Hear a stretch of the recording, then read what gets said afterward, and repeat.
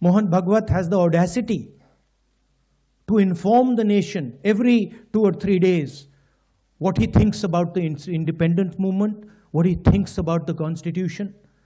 In fact, what he has said yesterday is treason, because it is stating that the constitution is invalid. It is stating that everything, the fight against the British was invalid, and he has the audacity to say this publicly. In any other country, he would be arrested and tried. That is the fact, right? To say that India did not get independence in 1947 is an insult to every single Indian person. And it's about time we stop listening to this nonsense that these people think they can just keep parroting out and shouting and screaming. Do not think that we are fighting a fair fight. There is no fairness in this. If you believe that we are fighting a political organization called the BJP, that we are fighting a political organization called the RSS, you have not understood what is going on. The BJP and the RSS have captured every single institution of our country.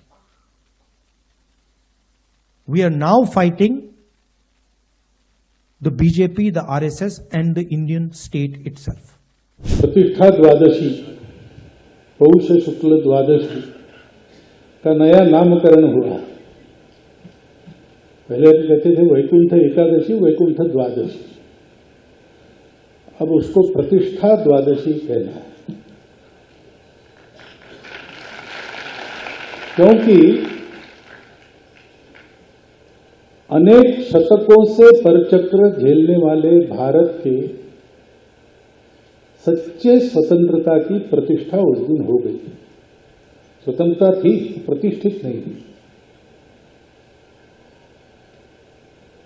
क्योंकि भारत स्वतंत्र हुआ 15 अगस्त को,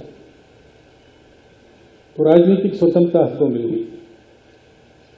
हमारा भाग्य निर्धारण करना हमारे हाथ में आ गया। हमने एक संविधान भी बनाया,